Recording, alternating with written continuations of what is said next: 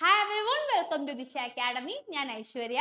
So നമ്മുടെ G K സ്കോറിന്റെ second class ആണ് ഇന്നിവിടെ. സോ ഈ ജി കെ സ്കോറിന്റെ ഫസ്റ്റ് ക്ലാസ്സിൽ നമ്മൾ ഇന്ത്യൻ അറ്റോമിക് റിസർച്ചിന്റെ ഫസ്റ്റ് പാർട്ട് അപ്ലോഡ് ചെയ്തിട്ടുണ്ടായിരുന്നു. അതിന്റെ സെക്കൻഡ് പാർട്ടാണ് നമ്മൾ ഇന്ന് ഈ വീഡിയോയിൽ ഡിസ്കസ് ചെയ്യാൻ വേണ്ടിയിട്ട് പോകുന്നത്. അപ്പോൾ ഇന്ത്യൻ അറ്റോമിക് റിസർച്ചിന്റെ സെക്കൻഡ് പാർട്ടിൽ നമ്മൾ മെയിൻ ആയിട്ട് നമ്മുടെ ന്യൂക്ലിയർ റിയാക്ടേഴ്സിനെ പറ്റിയിട്ട് അതിന്റെ പാർട്ടുകൾ വർക്കിംഗ് എങ്ങനെയാണ്, ഇങ്ങനത്തെ കാര്യങ്ങൾ, ഇതിന്റെ അഡ്വാൻറ്റേജസ് ഡിസഡ്വാൻറ്റേജസ്, അതിനോടൊപ്പം തന്നെ കുറച്ച് ഇമ്പോർട്ടന്റ് ആയിട്ടുള്ള റിയാക്ടേഴ്സും അതിന്റെ കാര്യങ്ങളും ഒക്കെയാണ് ഡിസ്കസ് ചെയ്യാൻ വേണ്ടിയിട്ട് പോകുന്നത്. അപ്പൊ ഞാൻ ഓൾറെഡി എപ്പോഴും പറയുന്ന പോലെ തന്നെ പറയാണ്, നിങ്ങൾ ക്ലാസ് കാണുന്നതിനോടൊപ്പം തന്നെ ചെറിയ ഷോർട്ട് നോട്ടുകൾ പ്രിപ്പയർ ചെയ്ത് പോകാൻ വേണ്ടി ശ്രദ്ധിക്കുക. അപ്പൊ മാത്രമാണ് ഈ ക്ലാസ് കാണുന്നത് കൊണ്ട് നിങ്ങൾക്ക് ഒരു ബെനിഫിറ്റ് ഉണ്ടാകുക കേട്ടോ. അപ്പൊ മറക്കാതെ തന്നെ എന്ത് ചെയ്യണം, നോട്ട്സ് പ്രിപ്പയർ ചെയ്യുക, അത് റിവിഷൻ ചെയ്യുക. 2-3 പ്രാവശ്യം റിവിഷൻ ചെയ്ത് കഴിഞ്ഞാൽ ഉറപ്പായിട്ടും നിങ്ങൾക്ക് ഈ ഒരു പോർഷനിൽ നിന്ന് ഏത് ക്വസ്റ്റ്യൻ ചോദിച്ചാലും ആൻസർ ചെയ്യാൻ വേണ്ടിയിട്ട് പറ്റും. അപ്പൊ നമ്മൾ ആദ്യം സ്റ്റാർട്ട് ചെയ്യാൻ പോകുന്നത് ന്യൂക്ലിയർ റിയാക്ടേഴ്സിനെ വെച്ചിട്ടാണ്. അപ്പൊ ന്യൂക്ലിയർ റിയാക്ടർ എന്താണെന്ന് ചോദിക്കുകയാണെങ്കിൽ, ന്യൂക്ലിയർ റിയാക്ടർ എന്ന് പറയുന്നത് ഒരു ഡിവൈസ് ആണ് അല്ലേ. ന്യൂക്ലിയർ റിയാക്ടർ എന്ന് പറയുന്നത് ഒരു ഡിവൈസ് ആണ്. ഈ ഡിവൈസിൽ എന്താണ് നടക്കുന്നതെന്ന് ചോദിച്ചു കഴിഞ്ഞാൽ നമുക്ക് പറയാൻ പറ്റണം, കൺട്രോൾഡ് ആയിട്ടുള്ള ന്യൂക്ലിയർ ചെയിൻ റിയാക്ഷൻ, കൺട്രോൾഡ് ആയിട്ടുള്ള ന്യൂക്ലിയർ ചെയിൻ റിയാക്ഷൻസ് നടക്കുന്ന സ്ഥലമാണ് എന്തെന്ന് പറയുന്നത്, ന്യൂക്ലിയർ റിയാക്ടേഴ്സ് എന്ന് പറയുന്നത്. കൺട്രോൾഡ് ന്യൂക്ലിയർ ചെയിൻ റിയാക്ഷൻസ് ആണ് ഇവിടെ നടക്കുന്നത്, ന്യൂക്ലിയർ റിയാക്ടറിൽ നടക്കുന്നത്. കൺട്രോൾഡ് ന്യൂക്ലിയർ ചെയിൻ റിയാക്ഷൻസ് ആണ് ന്യൂക്ലിയർ റിയാക്ടറിൽ നടക്കുന്നത്. അത് ക്ലിയർ ആണോ? ഫസ്റ്റ് പോയിന്റ് എന്താണ്, controlled nuclear chain reactions nuclear റിയാക്ടറിൽ നടക്കുന്നു. ഫസ്റ്റ് പോയിന്റ് നമ്മൾ പഠിച്ചു. അങ്ങനെയാണെങ്കിൽ ഏത് ടൈപ്പ് ഓഫ് റിയാക്ഷൻസ് ആണ് ഇവിടെ നടക്കുന്നതെന്ന് ചോദിച്ചു കഴിഞ്ഞാൽ നമുക്ക് പറയാൻ പറ്റണം, ന്യൂക്ലിയർ ഫിഷൻ റിയാക്ഷൻ ആണ്. ന്യൂക്ലിയർ ഫിഷൻ റിയാക്ഷൻസ് ആണ് ഇവിടെ നടക്കുന്നത്, നമ്മുടെ ന്യൂക്ലിയർ റിയാക്ടറിൽ നടക്കുന്നത്. ഫിഷൻ റിയാക്ഷൻ എന്ന് വെച്ച് കഴിഞ്ഞാൽ ഒരു വലിയ ന്യൂക്ലിയസിനെ നമ്മളൊരു ന്യൂട്രോൺ കൊണ്ട് ഹിറ്റ് ചെയ്യുമ്പോൾ രണ്ട് ചെറിയ ന്യൂക്ലിയസ് ആയിട്ട് ഇത് സ്പ്ലിറ്റ് ആവും. അങ്ങനെ സ്പ്ലിറ്റ് ആവുന്ന സമയത്ത് ഒരുപാട് എനർജി പ്രൊഡ്യൂസ് ചെയ്യപ്പെടും. അപ്പൊ ഈ എനർജി ഉപയോഗിച്ചിട്ട് നമ്മൾ ടർബൈൻ കറക്കുകയും അതുവഴി ഇലക്ട്രിസിറ്റി പ്രൊഡ്യൂസ് ചെയ്യുകയുമാണ് ന്യൂക്ലിയർ റിയാക്ടേഴ്സിൽ നമ്മൾ മെയിൻ ആയിട്ട് ചെയ്യുന്നത്. ഓക്കെ, അപ്പൊ ന്യൂക്ലിയർ ഫിഷൻ റിയാക്ഷൻ വഴിയാണ് നമ്മൾ ന്യൂക്ലിയർ റിയാക്ടറിൽ എന്ത് ചെയ്യുന്നത്, എനർജി പ്രൊഡ്യൂസ് ചെയ്യുന്നത്. ഇത്രയും കാര്യങ്ങൾ നമ്മൾ പഠിച്ചു. ഒന്നാമത്തെ കാര്യം കൺട്രോൾഡ് ന്യൂക്ലിയർ ചെയിൻ റിയാക്ഷൻസ് ആണ് നടക്കുന്നത്. രണ്ടാമത്തെ കാര്യം നമ്മൾ പറഞ്ഞു, ന്യൂക്ലിയർ ഫിഷൻ റിയാക്ഷൻ ആണ് ഇവിടെ നടക്കുന്നതെന്ന് പറഞ്ഞു. ഓക്കെ, ഇനി നമ്മൾ different type of nuclear reactors ഏതൊക്കെയാണെന്നാണ് നോക്കാൻ പോകുന്നത്. അതിനകത്ത് ആദ്യം വരുന്നത് പ്രഷറൈസ്ഡ് ഹെവി വാട്ടർ റിയാക്ടർ ആണ്. Pressurised heavy water reactor PHWR എന്നാണ് നമ്മൾ വിളിക്കുക, pressurised heavy water reactor. Okay, അപ്പൊ ഇതിന്റെ പ്രത്യേകത എന്ന് വെച്ച് കഴിഞ്ഞാൽ D2O എന്ന് പറയുന്ന ഒരു സാധനമുണ്ട്. D2O എന്ന് പറഞ്ഞു കഴിഞ്ഞാൽ അത് മറ്റൊന്നുമല്ല, ഹെവി വാട്ടർ ആണ്. D2O അല്ലെങ്കിൽ ഹെവി വാട്ടർ. ഈ ഹെവി വാട്ടർ ആണ് നമ്മൾ ഈ പ്രഷറൈസ്ഡ് ഹെവി വാട്ടർ റിയാക്ടറിൽ മോഡറേറ്റർ ആയിട്ടും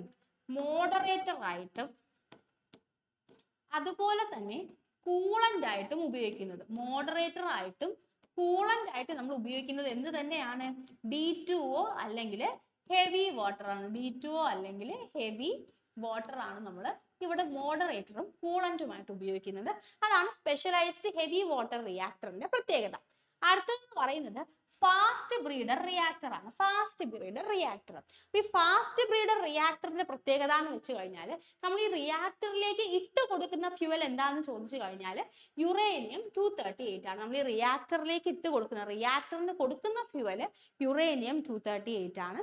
അപ്പൊ ഈ യുറേനിയം 238 റിയാക്ടറിൽ വെച്ചിട്ട് സ്പ്ലിറ്റ് ആയിട്ട് എന്ത് ഫോം ചെയ്യുന്നു ചോദിച്ചു കഴിഞ്ഞാൽ പ്ലൂട്ടോണിയം 239 ആയിട്ട് മാറും. അപ്പൊ റിയാക്ടറിൽ, ഫാസ്റ്റ് ബ്രീഡർ റിയാക്ടറിൽ യുറേനിയം 238 എന്തായിട്ട് മാറും, പ്ലൂട്ടോണിയം 239 ആയിട്ട്, പ്ലൂട്ടോണിയം 239 ആയിട്ട് മാറും. ഓക്കെ, അപ്പൊ അങ്ങനെ മാറുന്നത് കൊണ്ട് എന്ത് സംഭവിക്കുന്നു എന്ന് ചോദിച്ചു കഴിഞ്ഞാൽ, ഈ പ്ലൂട്ടോണിയം 239 എന്ന് പറയുന്നത് കുറച്ചും കൂടെ ഫിസൈൽ ആയിട്ടുള്ള ഒരു മെറ്റീരിയൽ, അതായത് കുറച്ചും കൂടെ പെട്ടെന്ന് സ്പ്ലിറ്റ് ചെയ്യാനും കുറച്ചും കൂടെ കൂടുതൽ എനർജി പ്രൊഡ്യൂസ് ചെയ്യാനും കഴിവുള്ള ഒരു മെറ്റീരിയൽ ആണ്. യുറേനിയം 238നെ കമ്പയർ ചെയ്ത് നോക്കുമ്പോൾ പ്ലൂട്ടോണിയം 239 ആണ് കുറച്ചും കൂടെ നല്ലത്. അപ്പൊ യുറേനിയം 230 അത്ര നല്ലതല്ലാത്തൊരു ഫ്യൂവലിനെ നമ്മൾ ഇട്ട് കൊടുക്കുന്നു, അത് കുറച്ചും കൂടെ നല്ല ഫ്യൂവലായിട്ട് മാറുന്നു. അപ്പൊ നമ്മുടെ ഇൻപുട്ടിനേക്കാൾ കൂടുതൽ ഔട്ട്പുട്ട് ഉണ്ടാക്കുന്ന ഒരു പ്രത്യേകത ആർക്കുണ്ട്, ഫാസ്റ്റ് ബ്രീഡർ റിയാക്ടറിനുണ്ട്. ഫാസ്റ്റ് ബ്രീഡർ റിയാക്ടറിൽ നമ്മൾ ഉപയോഗിക്കുന്ന മറ്റൊരു സാധനമുണ്ട്. അതും പ്രത്യേകതയായിട്ട് നമ്മൾ പറയുന്ന ഒരു കാര്യമാണ്. ഫാസ്റ്റ് ബ്രീഡർ റിയാക്ടറിൽ നമ്മൾ ലിക്വിഡ് സോഡിയം ഉപയോഗിക്കാറുണ്ട് കേട്ടോ. ഫാസ്റ്റ് ബ്രീഡർ റിയാക്ടറിൽ നമ്മൾ ലിക്വിഡ് സോഡിയം ഉപയോഗിക്കും. എന്തായിട്ടാണെന്ന് ചോദിച്ചു കഴിഞ്ഞാൽ കൂളൻ്റ് ആയിട്ട്. അപ്പോൾ ഫാസ്റ്റ് ബ്രീഡർ റിയാക്ടറുകളിൽ നമ്മൾ ലിക്വിഡ് സോഡിയമാണ് കൂളൻ്റ് ആയിട്ട് ഉപയോഗിക്കുന്നത്. ലിക്വിഡ് സോഡിയം മെറ്റൽ, ലിക്വിഡ് സോഡിയമാണ് നമ്മൾ എന്തായിട്ട് ഉപയോഗിക്കുന്നത്? കൂളൻ്റ് ആയിട്ട് ഉപയോഗിക്കുന്നത്. കൂളൻ്റ് ആയിട്ട് ഉപയോഗിക്കുന്നത്. ഓക്കെ, അടുത്തതാണ് തോറിയം റിയാക്ടർ. തോറിയം റിയാക്ടർ എന്ന് പറയുന്നത് one of the safest reactors ആണ്. സേഫസ്റ്റ് ആയിട്ടുള്ള റിയാക്ടറുകളുടെ ഒരു എക്സാമ്പിൾ ആണ് തോറിയം റിയാക്ടർ എന്ന് പറയുന്നത്. അപ്പൊ തോറിയം റിയാക്ടറിൽ നമ്മൾ എന്താ ചെയ്യുന്നതെന്ന് വെച്ച് കഴിഞ്ഞാൽ തോറിയം ഫ്യുവലായിട്ട് കൊടുക്കും. ഓക്കെ, തോറിയം ഫ്യുവലായിട്ട് കൊടുക്കും. ഈ തോറിയം എന്തായിട്ട് കൺവേർട്ട് ആവും എന്ന് ചോദിച്ചു കഴിഞ്ഞാൽ യുറേനിയം 233 ആയിട്ട് തോറിയം കൺവേർട്ട് ആവും. യുറേനിയം 233 എന്ന് പറയുന്ന കുറച്ചും കൂടെ ഫിസൈൽ ആയിട്ടുള്ള ഒരു മെറ്റീരിയൽ ആയിട്ട് തോറിയം കൺവേർട്ട് ആവുകയാണ് ചെയ്യുന്നത് തോറിയം റിയാക്ടറിൽ. അപ്പൊ 3 ടൈപ്പ് ഓഫ് റിയാക്ടേഴ്സ് നമ്മൾ മെയിൻ ആയിട്ട് പഠിച്ചു. ആദ്യത്തേത് പ്രഷറൈസ്ഡ് ഹെവി വാട്ടർ റിയാക്ടർ. അവിടെ നമ്മൾ ഉപയോഗിക്കുന്നത് എന്താണ്? D2 അല്ലെങ്കിൽ ഹെവി വാട്ടർ ആണ് ഉപയോഗിക്കുന്നത്. രണ്ടാമത്തേത് ഫാസ്റ്റ് ബ്രീഡർ റിയാക്ടർ. യുറേനിയം 238 കൊടുത്തു കഴിഞ്ഞാൽ അത് പ്ലൂട്ടോണിയം 239 ആയിട്ട് മാറും. അപ്പോൾ കൂടുതൽ ഇലക്ട്രിസിറ്റി നമുക്ക് അത് ഉപയോഗിച്ചിട്ട് പ്രൊഡ്യൂസ് ചെയ്യാൻ പറ്റും. അടുത്തതെന്ന് പറയുന്നത് നമ്മുടെ തോറിയം റിയാക്ടർ ആണ്. തോറിയം റിയാക്ടർ ആണ്. അപ്പൊ തോറിയം റിയാക്ടറിൽ എന്ത് സംഭവിക്കുന്നു എന്ന് ചോദിച്ചു കഴിഞ്ഞാൽ എന്താണ്? തോറിയം എന്ന് പറയുന്ന വീക്ക് ആയിട്ടുള്ള ഒരു നമ്മുടെ മെറ്റലിനെ അല്ലെങ്കിൽ മെറ്റലിനെ നമ്മൾ എന്തായിട്ട് കൺവേർട്ട് ചെയ്യുന്നു? നമ്മൾ യുറേനിയം 233 എന്ന് പറയുന്ന കുറച്ചും കൂടെ ഫിസൈൽ ആയിട്ടുള്ള, അതിന് കുറച്ചും കൂടെ ഈസി ആയിട്ട് ഈ റിയാക്ഷൻ അണ്ടർഗോ ചെയ്യാൻ പറ്റുന്ന ഒരു മെറ്റലായിട്ട് അല്ലെങ്കിൽ ഒരു മെറ്റീരിയൽ ആയിട്ട് നമ്മൾ കൺവേർട്ട് ചെയ്യുന്നു. ഓക്കെ, അത് കഴിഞ്ഞിട്ട് നമ്മളിവിടെ ഇമ്പോർട്ടൻ്റ് ആയിട്ട് പഠിക്കാനുള്ള മറ്റൊരു ടൈപ്പ് ഉണ്ട്. അതാണ് ലൈറ്റ് വാട്ടർ ഗ്രാഫൈറ്റ് റിയാക്ടർ കേട്ടോ. ലൈറ്റ് വാട്ടർ ഗ്രാഫൈറ്റ് റിയാക്ടർ നിങ്ങൾ ജസ്റ്റ് നോട്ട് ചെയ്ത് വെച്ചോളൂ ഒരു അഡീഷണൽ പോയിന്റ് ആയിട്ട്. Light water graphite reactor. നമ്മുടെ ചെർണോബിൽ ഉണ്ടല്ലോ, ചെർണോബിൽ ദുരന്തത്തിന് കാരണമായിട്ടുള്ള ന്യൂക്ലിയർ റിയാക്ടർ ഏതാണെന്ന് ചോദിച്ചു കഴിഞ്ഞാൽ നമ്മൾ ലൈറ്റ് വാട്ടർ ഗ്രാഫൈറ്റ് റിയാക്ടർ ആണെന്ന് പറയണം. ഞാൻ സ്ക്രീനിൽ നിന്ന് മാറി നിൽക്കുന്നുണ്ട്. നിങ്ങൾക്ക് ആർക്കെങ്കിലും ഇപ്പൊ നോട്ട് എഴുതിയെടുക്കാൻ സമയമില്ല എന്നുണ്ടെങ്കിൽ നിങ്ങൾക്ക് ജസ്റ്റ് ഈ ഒരു ഭാഗം സ്ക്രീൻഷോട്ട് ചെയ്ത് വെക്കാം. സ്ക്രീൻഷോട്ട് ചെയ്താൽ മാത്രം പോരാ, കുറച്ച് കഴിയുമ്പോൾ നിങ്ങൾ ഉറപ്പായിട്ടും ഈ ഭാഗം നോക്കിയിട്ട് പഠിക്കണം. ഓക്കെ, നോക്കിയിട്ട് പഠിക്കണമെന്ന് ഉറപ്പ് വരുത്തുക. അത്യാവശ്യമുള്ളവർ എന്ത് ചെയ്താൽ മതി? ജസ്റ്റ് ആയിട്ട് ഇതൊന്ന് സ്ക്രീൻഷോട്ട് എടുത്ത് വെക്കുക. ഓക്കെ ഓക്കെ, ക്ലിയർ അല്ലേ? അപ്പൊ ഈ ലൈറ്റ് വാട്ടർ ഗ്രാഫൈറ്റ് റിയാക്ടറിൽ നമ്മൾ മെയിൻ ആയിട്ട് ഉപയോഗിക്കുന്നത് വാട്ടറും ഗ്രാഫൈറ്റും ആണ് അല്ലെ. ഫ്യൂവലിനും പുറമെ വാട്ടറും ഗ്രാഫൈറ്റും ഉപയോഗിക്കുന്നുണ്ട്. ഗ്രാഫൈറ്റിന്റെ പ്രത്യേകത നമുക്കറിയാം എന്താണ്? കാർബണിന്റെ ഒരു ആലോട്രോപ്പ് ആണ് എന്തെന്ന് പറയുന്നത്? ഗ്രാഫൈറ്റ് എന്ന് പറയുന്നത്. അപ്പൊ ഇവിടെ നമ്മൾ ഗ്രാഫൈറ്റ് മോഡറേറ്റർ ആയിട്ടും അതുപോലെ തന്നെ വാട്ടർ കൂളന്റ് ആയിട്ടുമാണ് ഉപയോഗിക്കുന്നത്. ഗ്രാഫൈറ്റ് മോഡറേറ്റർ ആയിട്ടും വാട്ടർ കൂളന്റ് ആയിട്ടുമാണ് ഈ ലൈറ്റ് വാട്ടർ ഗ്രാഫൈറ്റ് റിയാക്ടറുകളിൽ നമ്മൾ നോർമലി ഉപയോഗിക്കുന്നത്. ഇത് മെയിൻ ഒരു ഡിഫറെന്റ് ടൈപ്പ് ഓഫ് റിയാക്ടർ ആണെന്നുള്ള കാര്യം ഓർത്ത് വെക്കാം. അപ്പൊ ഇത്രയും കാര്യങ്ങൾ ന്യൂക്ലിയർ റിയാക്ടറിന്റെ ടൈപ്പിനെ പറ്റിയിട്ട് നമ്മൾ ഇമ്പോർട്ടന്റ് ആയിട്ട് നോക്കി. അങ്ങനെയാണെങ്കിൽ നമുക്ക് ഇനി ന്യൂക്ലിയർ റിയാക്ടേഴ്സിന്റെ പാർട്ടുകൾ ഏതൊക്കെയാണെന്ന് അറിയണം. അപ്പം ന്യൂക്ലിയർ റിയാക്ടറിന്റെ മേജർ പാർട്ടുകളിൽ ഏറ്റവും ആദ്യമായിട്ട് വരുന്നത് ഉറപ്പായിട്ടും എന്ത് തന്നെയാണ്? ന്യൂക്ലിയർ റിയാക്ടറിന്റെ ഫ്യൂവല് തന്നെയാണ് അല്ലേ. ന്യൂക്ലിയർ റിയാക്ടറിന്റെ ഫ്യൂവല് തന്നെയാണ് അതിന്റെ മേജർ പാർട്ട് എന്ന് നമുക്ക് പറയാൻ പറ്റുന്ന ഭാഗമായിട്ട് വരുന്നത്.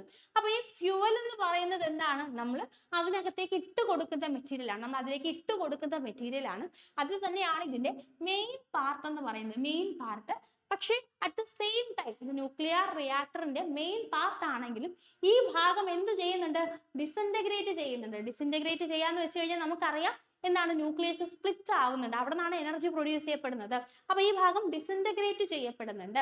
നമ്മൾ മെയിൻ ആയിട്ട് ഉപയോഗിക്കുന്ന ന്യൂക്ലിയർ ഫ്യൂവൽസ് എന്ന് പറയുന്നത് ഒന്ന് യുറേനിയം 235 രണ്ടാമത്തത് പ്ലൂട്ടോണിയം 239 ഓക്കെ. നമ്മൾ മെയിൻ ആയിട്ട് ഉപയോഗിക്കുന്ന രണ്ട് ഫ്യൂവൽ എന്ന് പറയുന്നത് യുറേനിയം 235, അതുപോലെ തന്നെ പ്ലൂട്ടോണിയം 239. ഈ രണ്ട് ഫ്യൂവലുകളാണ് നമ്മൾ മെയിൻ ആയിട്ട് ഉപയോഗിക്കുന്നത്. ഈ ഫ്യൂവലാണ് സ്പ്ലിറ്റ് ചെയ്തിട്ട് അല്ലെങ്കിൽ ന്യൂക്ലിയർ ഫിഷൻ അണ്ടർഗോ ചെയ്തിട്ട് നമുക്ക് എനർജി പ്രൊഡ്യൂസ് ചെയ്യാൻ വേണ്ടിയിട്ട് സഹായിക്കുന്നത്. ഈ എനർജി ഉപയോഗിച്ച് നമ്മൾ ടർബൈൻ കറക്കുന്നു അല്ലെ.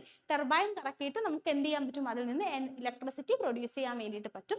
ഈ ഇലക്ട്രിസിറ്റി പ്രൊഡ്യൂസ് ചെയ്യാനുള്ള ഒരു പർപ്പസ് മാത്രമല്ല, ഈ ന്യൂക്ലിയർ റിയാക്ഷൻസിനെ പറ്റി കൂടുതൽ പഠിക്കാൻ വേണ്ടിയിട്ട് നമ്മൾ ന്യൂക്ലിയർ റിയാക്ടേഴ്സ് സ്ഥാപിച്ചിട്ടുണ്ടെന്നുള്ള കാര്യം കൂടെ നിങ്ങളൊന്ന് ഓർത്തു വെക്കുക. ഓക്കെ, രണ്ടാമത്തെ ഭാഗം എന്ന് പറയുന്നത് മോഡറേറ്റർ ആണ്. ഓക്കെ, മോഡറേറ്റർ എന്തിനാണ് ഉപയോഗിക്കുന്നതെന്ന് വെച്ച് കഴിഞ്ഞാൽ, ഈ ന്യൂക്ലിയർ ചെയിൻ റിയാക്ഷൻസിന് മെയിൻ ആയിട്ട് എന്ത് സംഭവിക്കും എന്ന് വെച്ച് കഴിഞ്ഞാൽ, ഒരു വലിയ ന്യൂക്ലിയസ് ഉണ്ടാവും, ഇതിന് ന്യൂട്രോൺ വെച്ച് സ്പ്ലിറ്റ് ചെയ്യുമ്പോൾ എഗെയിൻ ചെറിയ ന്യൂക്ലിയസുകൾ ഉണ്ടാവും, അതിനോടൊപ്പം തന്നെ ന്യൂട്രോണുകളും പുറത്തേക്ക് വരും. അപ്പൊ ഈ ന്യൂട്രോണുകൾ പോയിട്ട് വീണ്ടും പുതിയ ഒരു വലിയ ന്യൂക്ലിയസിനെ അറ്റാക്ക് ചെയ്യും. അങ്ങനെ ഈ റിയാക്ഷൻ ഇങ്ങനെ കണ്ടിന്യൂ ചെയ്ത് പൊക്കോണ്ടേയിരിക്കും.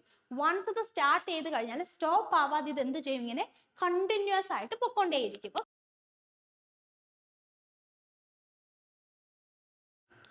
അപ്പോൾ ഇങ്ങനെ കണ്ടിന്യൂസ് ആയിട്ട് ഈ റിയാക്ഷൻ നടക്കുമ്പോൾ പ്രശ്നം എന്ന് വെച്ച് കഴിഞ്ഞാൽ, നമ്മൾ ഈ റിയാക്ഷനെ കൺട്രോൾ ചെയ്തില്ലെങ്കിൽ, നമ്മൾ ആദ്യമേ പറഞ്ഞു കൺട്രോൾഡ് ആയിട്ടുള്ള ന്യൂക്ലിയർ റിയാക്ഷൻസ് ആണ് നടക്കുന്നത്. നമ്മൾ ഇതിനെ കൺട്രോൾ ചെയ്തില്ലെങ്കിൽ ഇത് ഭയങ്കര പെട്ടെന്ന് നടക്കുമ്പോൾ ഒരുപാട് എനർജി ഉണ്ടാവും. ഓക്കെ, ഒരുപാട് എനർജി ഉണ്ടാവുമ്പോൾ എന്ത് പറ്റും, ഓട്ടോമാറ്റിക്കലി ഈ ന്യൂക്ലിയർ റിയാക്ടർ പൊട്ടിത്തെറിക്കാനുള്ള ഒരു സാധ്യത, ഒരുപാട് എനർജി വരികയും ആ എനർജി താങ്ങാൻ പറ്റാതെ ന്യൂക്ലിയർ റിയാക്ടർ പൊട്ടിത്തെറിക്കുകയും ചെയ്യും. സെയിം പ്രോസസ്സ് തന്നെയാണ് അൺകൺട്രോൾഡ് ആയിട്ടുള്ള ന്യൂക്ലിയർ ഫിഷൻ റിയാക്ഷൻസ് ഒക്കെയാണ് പലപ്പോഴും ആറ്റം ബോംബുകളിലൊക്കെ നടക്കുന്നത്. ഓക്കെ, അപ്പോൾ കൺട്രോൾഡ് ആയിട്ട് മാത്രമേ നമ്മൾക്ക് ഈ റിയാക്ഷൻസ് നടത്താൻ വേണ്ടിയിട്ട് പറ്റത്തുള്ളൂ. അപ്പൊ അതിനെ കൺട്രോൾ ചെയ്യണമെങ്കിൽ നമ്മൾ എന്ത് ചെയ്യണം, കൺട്രോൾ ചെയ്യണം എന്നുണ്ടെങ്കിൽ നമ്മൾ ഈ വരുന്ന ന്യൂട്രോൺസിന്റെ സ്പീഡ് റെഡ്യൂസ് ചെയ്യണം. ഓക്കെ, പ്രൊഡ്യൂസ് ചെയ്തിട്ട് പുറത്തേക്ക് വരുന്ന ന്യൂട്രോൺസിന്റെ സ്പീഡ് കൺട്രോൾ ചെയ്യണം. അതിനു വേണ്ടി നമ്മൾ സഹായിക്കുന്ന ആൾക്കാരാണ് മോഡറേറ്റേഴ്സ് എന്ന് പറയുന്നത്. മോഡറേറ്റർ ആയിട്ട് നമ്മൾ മെയിൻ ആയിട്ട് ഉപയോഗിക്കുന്നത് ഹെവി വാട്ടർ ഉപയോഗിക്കാറുണ്ട്, ഗ്രാഫൈറ്റ് ഉപയോഗിക്കാറുണ്ട്, ബെറിലിയം ഓക്സൈഡ് ഉപയോഗിക്കാറുണ്ട്. ഹെവി വാട്ടർ, ഗ്രാഫൈറ്റ്, ബെറിലിയം തുടങ്ങിയ സാധനങ്ങളാണ് നമ്മൾ മോഡറേറ്റർ ആയിട്ട് മെയിൻ ആയിട്ട് ന്യൂക്ലിയർ റിയാക്ടേഴ്സിൽ ഉപയോഗിക്കുന്നത്. നോട്ട് എഴുതി എടുക്കണേ. അപ്പൊ നമ്മൾ ഫ്യൂവലിന്റെ കാര്യം പറഞ്ഞു, ഡിസിൻറ്റഗ്രേറ്റ് ചെയ്യുന്ന ഭാഗമാണ് ഫ്യൂവൽ എന്ന് പറയുന്നത്. അതിനോടൊപ്പം തന്നെ നമ്മൾ ഓർക്കേണ്ട കാര്യം എന്താണ്, യുറേനിയം 235, പ്ലൂട്ടോണിയം 239, പിന്നെ വേണമെങ്കിൽ ഇതും കൂടെ ഓർക്കാം, യുറേനിയം 233. ഇതെല്ലാം തന്നെ നമ്മൾ എന്തായിട്ട് ഉപയോഗിക്കാറുണ്ട്, ഫ്യൂവലുകളായിട്ട് ഉപയോഗിക്കാറുണ്ട്. അത് കഴിഞ്ഞ് മോഡറേറ്ററിന്റെ ജോലി എന്താണെന്ന് നമ്മൾ പറഞ്ഞു. മോഡറേറ്ററിന്റെ ജോലി എന്ന് പറയുന്നത് സ്പീഡ് കുറയ്ക്കുക എന്നുള്ളതാണ് അല്ലെ, സ്പീഡ് കുറയ്ക്കുക എന്നുള്ളതാണ് ന്യൂട്രോൺസിന്റെ. അപ്പൊ graphite, heavy water, beryllium oxide, അതെല്ലാം ഉണ്ടെങ്കിൽ നമ്മുടെ നോർമൽ വാട്ടർ H2O, ഇതെല്ലാം തന്നെ നമ്മൾ മോഡറേറ്റർ ആയിട്ട് ഉപയോഗിക്കാറുണ്ട്. ഓക്കെ, അടുത്ത പാർട്ടാണ് കൂളന്റ് എന്ന് പറയുന്നത്. അപ്പൊ കൂളന്റിന്റെ ഫംഗ്ഷൻ എന്താണെന്ന് ചോദിച്ചു കഴിഞ്ഞാൽ, നമുക്കറിയാം ന്യൂക്ലിയർ റിയാക്ഷൻ നടക്കുമ്പോൾ ഒരുപാട് എനർജി പ്രൊഡ്യൂസ് ചെയ്യപ്പെടുന്നുണ്ട്. ഈ എനർജി എന്ന് പറയുന്നത് ഹീറ്റിന്റെ ഫോമിലാണ് വരുന്നത്. അപ്പൊ ഈ ഹീറ്റ് എനർജി ഉപയോഗിച്ച് നമ്മൾ വെള്ളം ചൂടാക്കി അതിൽ നിന്ന് സ്റ്റീം പ്രൊഡ്യൂസ് ചെയ്ത് ആ സ്റ്റീം ഉപയോഗിച്ച് ടർബൈൻ റൊട്ടേറ്റ് ചെയ്തിട്ടാണ് നമ്മൾ ഇലക്ട്രിസിറ്റി പ്രൊഡ്യൂസ് ചെയ്യുന്നത്. പക്ഷെ നമുക്ക് കൺട്രോൾ ചെയ്യാൻ പറ്റാത്ത അത്രയും ചൂട് ചിലപ്പോൾ അവിടെ ഉണ്ടാവാനുള്ള ഒരു സാധ്യതയുണ്ട്. അപ്പൊ നമ്മൾ എന്ത് ചെയ്യും, കൂളന്റ് ഉപയോഗിക്കും. എന്തിനാണ്, ആ ഓവറോൾ സെറ്റപ്പിന്റെ ടെമ്പറേച്ചർ ഒന്ന് മെയിൻറ്റെയിൻ ചെയ്യാൻ വേണ്ടിയിട്ട് നമ്മൾ എന്ത് ചെയ്യും, കൂളർ ഉപയോഗിക്കും. ഓക്കെ, കൂളർ ഉപയോഗിക്കും. അപ്പോൾ കൂളന്റ് എന്ന് പറയുന്നത് നമ്മുടെ കോറിൽ നിന്ന്, അതായത് ഈ ന്യൂക്ലിയർ റിയാക്ഷൻ നടക്കുന്ന ഭാഗത്ത് നിന്നും നമ്മുടെ എക്സ്ട്രാ എനർജിയെ കുറയ്ക്കാൻ വേണ്ടി അല്ലെങ്കിൽ ഹീറ്റ് റെഡ്യൂസ് ചെയ്യാൻ വേണ്ടിയിട്ട് ഉപയോഗിക്കുന്ന സാധനമാണ്. അപ്പൊ കൂളന്റ് ആയിട്ട് നമ്മൾ വാട്ടർ, ഹെവി വാട്ടർ, അതുപോലെ തന്നെ ലിക്വിഡ് സോഡിയം ഒക്കെ ഉപയോഗിക്കാറുണ്ട്. കൂളന്റ് ആയിട്ട് നമ്മൾ വാട്ടർ ഉപയോഗിക്കാറുണ്ട്, ഹെവി വാട്ടർ D2O ഉപയോഗിക്കാറുണ്ട്, അതുപോലെ തന്നെ ലിക്വിഡ് സോഡിയം മെറ്റൽ ഒക്കെ ഉപയോഗിക്കാറുണ്ട് കേട്ടോ. ലിക്വിഡ് സോഡിയം മെറ്റൽ ഒക്കെ ഉപയോഗിക്കാറുണ്ട്. നമുക്കറിയാലോ സോഡിയത്തിന്റെ സിമ്പിൾ ആണ് Na എന്ന് പറയുന്നത്. Na ഫുൾ ഫോം എന്ന് പറയുന്നത് എന്താണ്, നെട്രിയം ആണ്. സോഡിയത്തിന്റെ അറ്റോമിക് നമ്പർ എന്ന് പറയുന്നത് 11 ആണ്. സോഡിയത്തിന്റെ അറ്റോമിക് നമ്പർ 11 ആണ്. ആൽക്കലി മെറ്റൽ ആണ്, ഒരു ആൽക്കലി മെറ്റൽ ആണ്. ഹൈലി റിയാക്റ്റീവ് ആണ്. അതുകൊണ്ട് തന്നെ അറ്റ്മോസ്ഫിയറിൽ ചെറിയ രീതിയിൽ വാട്ടർ കണ്ടന്റ് ഉണ്ടെങ്കിൽ തന്നെ ഇത് തീ പിടിക്കും. അപ്പൊ അതുകൊണ്ട് നമ്മൾ സോഡിയം കെറോസിനിലാണ് സൂക്ഷിക്കുന്നത്. കെറോസിനിലാണ് സൂക്ഷിക്കുന്നത്. അതായത് മണ്ണെണ്ണയിലാണ് സോഡിയം തീ പിടിക്കുന്നത് തടയാൻ വേണ്ടി, എക്സ്പ്ലോഷൻ തടയാൻ വേണ്ടിയിട്ട് നമ്മൾ സൂക്ഷിക്കുന്നു. ഇത്രയും കാര്യങ്ങൾ സോഡിയത്തിനെ പറ്റി കൂടെ ഓർത്ത് വെക്കുക, ചിലപ്പോൾ എക്സാമിന് ചോദിക്കാനുള്ള സാധ്യതയുണ്ട്. അപ്പൊ അടുത്തതെന്ന് പറയുന്നത് ഷീൽഡ് ആണ്. ഓക്കെ, ഷീൽഡ് എന്ന് പറയുമ്പോൾ എന്താന്ന് വെച്ച് കഴിഞ്ഞാൽ ഈ ന്യൂക്ലിയർ റിയാക്ഷൻ നടക്കുമ്പോൾ നമുക്ക് ആവശ്യമുള്ളതും ആവശ്യമില്ലാത്തതുമായിട്ടുള്ള ഒരുപാട് റേഡിയേഷൻസ് പുറത്തു വരുന്നുണ്ട്. ഈ റേഡിയേഷൻസ് റിയാക്ടറിനെയും അതുപോലെ തന്നെ അവിടെ വർക്ക് ചെയ്യുന്ന ആൾക്കാരുണ്ടല്ലോ, അതായത് ആ ഭാഗവുമായിട്ട് ഈ ബേസിക്കലി റേഡിയേഷൻസ് നമ്മുടെ ബോഡിയിൽ അടിച്ചു കഴിഞ്ഞാൽ നമുക്ക് മോശമാണ്. ഓക്കെ, അപ്പൊ അതുകൊണ്ട് തന്നെ നമ്മൾ എന്ത് ചെയ്യണം, ഈ റേഡിയേഷൻസിൽ നിന്നും ആ റിയാക്ടറിനെയും അതിന്റെ ചുറ്റുമുള്ള ആൾക്കാരെയും ഒക്കെ പ്രൊട്ടക്ട് ചെയ്യണം. അതിന് വേണ്ടിയിട്ട് വളരെ കട്ടി കൂടിയ കോൺക്രീറ്റ് വാളുകൾ ഈ റിയാക്ടറിന് ചുറ്റും പണിയാറുണ്ട്. ഓക്കെ, അതിനെയാണ് നമ്മൾ ഷീൽഡ് എന്ന് പറയുന്നത്. ഓക്കെ, അപ്പോൾ ഷീൽഡ് എന്ന് വെച്ച് കഴിഞ്ഞാൽ എന്താണ്, മെയിൻ ആയിട്ട് തിക്കായിട്ടുള്ള കോൺക്രീറ്റ് വാളുകളാണ് നമ്മൾ റിയാക്ടറിന് ചുറ്റും പണിയും. സോ റിയാക്ടറിന്റെ അവിടെ വർക്ക് ചെയ്യുന്ന ആൾക്കാരൊക്കെ ഈ ഇവിടെ നിന്നും വരുന്ന വളരെ ഹാർംഫുൾ ആയിട്ടുള്ള റേസിൽ നിന്നും പ്രൊട്ടക്റ്റഡ് ആവാൻ വേണ്ടിയിട്ടൊക്കെ അവരെ പ്രൊട്ടക്ട് ചെയ്യാൻ വേണ്ടിയിട്ടാണ് ഷീൽഡുകൾ നമ്മൾ ഉപയോഗിക്കുന്നത്. ഓക്കെ, അടുത്തതെന്ന് പറയുന്നത് കൺട്രോളുകൾ അല്ലെങ്കിൽ കൺട്രോൾ റോഡുകളാണ്. ഓക്കെ, അപ്പൊ ഇത് എന്തിനാന്ന് വെച്ച് കഴിഞ്ഞാൽ എഗെയിൻ നമ്മൾ പറഞ്ഞു ഇത് കൺട്രോൾഡ് ആയിട്ട് നടക്കേണ്ട ഒരു റിയാക്ഷൻ ആണ് അല്ലെ. ഭയങ്കര ഫാസ്റ്റ് ആയിട്ട് ഈ റിയാക്ഷൻ നടന്നു കഴിഞ്ഞാൽ എന്താണ് സംഭവിക്കുക, അൺഡിസൈറബിൾ ആയിട്ട് ഒരുപാട് എനർജി പ്രൊഡ്യൂസ് ചെയ്യപ്പെടും. നമുക്ക് ആവശ്യമുള്ളതിനേക്കാൾ കൂടുതൽ എനർജി പ്രൊഡ്യൂസ് ചെയ്യപ്പെടും. അപ്പോൾ അങ്ങനെ സപ്പോസ് ഈ റിയാക്ഷൻ കുറച്ചൊന്ന് അൺകൺട്രോൾഡ് ആയിട്ട് പോവുകയാണെന്നുണ്ടെങ്കിൽ പ്രൊഡ്യൂസ് ചെയ്യപ്പെടുന്ന എക്സ്ട്രാ ന്യൂട്രോൺസിനെ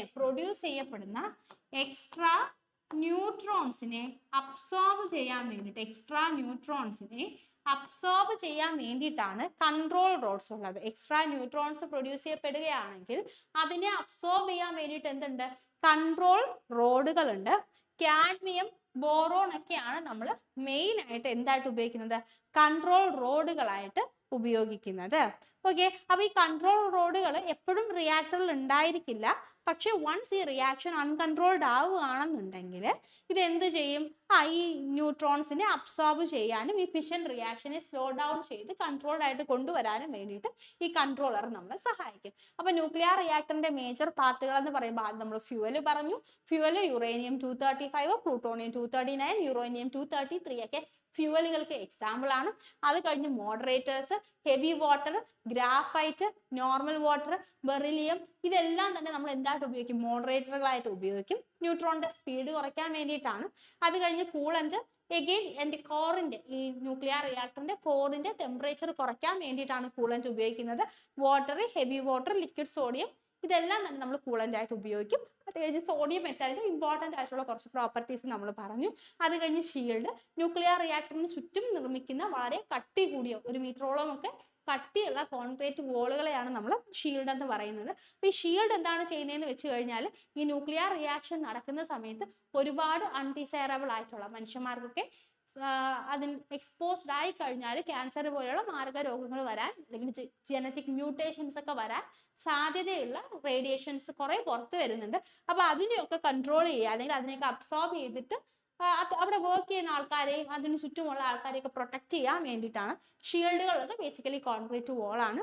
പിന്നെയുള്ളത് കൺട്രോൾ റോഡുകളാണ്. കൺട്രോൾ റോഡുകൾ എന്തിനാന്ന് വെച്ച് കഴിഞ്ഞാൽ ഈ ഫിഷൻ റിയാക്ഷൻ നടക്കുമ്പോൾ എക്സസ് ആയിട്ട് ന്യൂട്രോൺസ് പ്രൊഡ്യൂസ് ചെയ്യപ്പെടുകയാണെങ്കിൽ അത് അബ്സോർബ് ചെയ്യാൻ വേണ്ടിയിട്ടാണ് കൺട്രോൾ റോഡുകൾ. ബേസിക്കലി റിയാക്ഷനെ അണ്ടർ കൺട്രോൾ കൊണ്ടുപോകാൻ വേണ്ടിയിട്ടാണ്.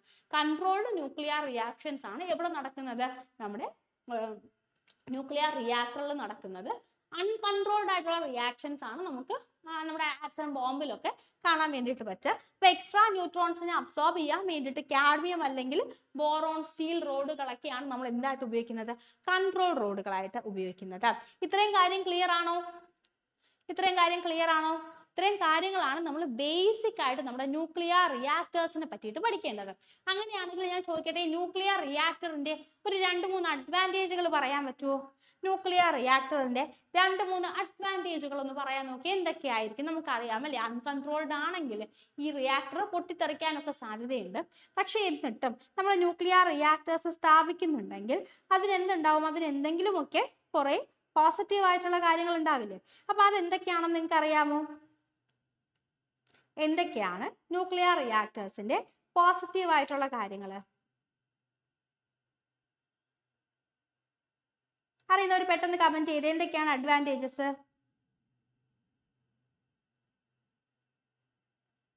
ഒന്നാമത്തെ കാര്യം എന്ന് പറയുന്നത് ഗ്രീൻ ഹൗസ് ഗ്യാസുകളൊന്നും ന്യൂക്ലിയർ റിയാക്ടറിൽ പ്രൊഡ്യൂസ് ചെയ്യപ്പെടുന്നില്ല എന്നാണ്. Okay, no emission of green house gases. അപ്പൊ ഗ്രീൻ ഹൗസ് ഗ്യാസസിന്റെ എമിഷൻ ഒന്നും നടക്കുന്നില്ല. അതായത് വൺസ് ഇത് എപ്പോഴെങ്കിലും ഒരു ആക്സിഡന്റ് ഉണ്ടാവുന്നില്ല എന്നുണ്ടെങ്കിൽ ഇത് വളരെ എക്കോ ഫ്രണ്ട്ലി ആണ്. ആക്സിഡന്റ് ഒക്കെ ഉണ്ടായി കഴിഞ്ഞാൽ ഇത് അത്ര പ്രശ്നമുള്ള സാധനമാണ്, പക്ഷെ അത് ഉണ്ടാവാത്തടത്തോളം ഇത് എക്കോ ഫ്രണ്ട്ലി ആണ്. അപ്പം ഗ്രീൻ ഹൗസ് ഗ്യാസിന്റെ എമിഷൻ ഇതിന്റെ ഓപ്പറേഷന്റെ സമയത്ത് ഉണ്ടാവുന്നില്ല. അതുപോലെ തന്നെ ഒരു ചെറിയ ഫ്യൂവൽ മാസിൽ നിന്നും ഒരുപാട് എനർജി ഇതിന് പ്രൊഡ്യൂസ് ചെയ്യാൻ വേണ്ടിയിട്ട് പറ്റും. So produces huge energy from small fuel mass. വളരെ കുറച്ച് ഫ്യൂവൽ മാസിൽ നിന്ന് ഒരുപാട് എനർജി ഇതിന് പ്രൊഡ്യൂസ് ചെയ്യാൻ വേണ്ടിയിട്ട് പറ്റും. So produces huge energy from small fuel mass. ചെറിയ ഫ്യൂവൽ മാസിൽ നിന്ന് തന്നെ ഹ്യൂജ് എനർജി പ്രൊഡ്യൂസ് ചെയ്യാൻ വേണ്ടിയിട്ട് ആർക്ക് പറ്റും? ന്യൂക്ലിയർ റിയാക്ടേഴ്സിന് പറ്റും. ചെറിയ എമൗണ്ട് ഓഫ് ഫ്യൂവലിൽ നിന്ന് തന്നെ large amount of energy produce ചെയ്യാൻ വേണ്ടിയിട്ട് ആർക്ക് പറ്റും? നമ്മുടെ ന്യൂക്ലിയർ റിയാക്ടേഴ്സിന് പറ്റും. അതും ഈ ന്യൂക്ലിയർ റിയാക്ടേഴ്സിന്റെ ഒരു പ്രത്യേകതയാണ്. ഓക്കെ, അങ്ങനെയാണെങ്കിൽ ഇതിന്റെ ഡിസഡ്വാൻറ്റേജ് ഏതൊക്കെയായിരിക്കും? ഡിസഡ്വാൻറ്റേജ് ഒന്നെന്ന് പറയുന്നത് ന്യൂക്ലിയർ ആക്സിഡന്റുകൾ നടക്കാനുള്ള സാധ്യതയുണ്ട്, അല്ലെ? ന്യൂക്ലിയർ ആക്സിഡന്റ് നടക്കാനുള്ള സാധ്യതയുണ്ട്. അതുപോലെ തന്നെ ന്യൂക്ലിയർ വേസ്റ്റുകൾ ഉണ്ടാവും. അപ്പൊ ഈ ന്യൂക്ലിയർ വേസ്റ്റുകൾ ഡിസ്പോസ് ചെയ്യുന്നത് എഗെയിൻ നമുക്ക് ബുദ്ധിമുട്ടുള്ള ഒരു കാര്യമാണ്. കാരണം റേഡിയേഷൻസ് വരാം, നമുക്ക് അങ്ങനെ ചുമ്മാ അവിടെ എവിടെയും കൊണ്ടുപോയി കളയാൻ വേണ്ടി പറ്റത്തില്ല. അപ്പോൾ ആക്സിഡൻസ് ഉണ്ടാക്കാനുള്ള റിസ്ക് ഉണ്ട്.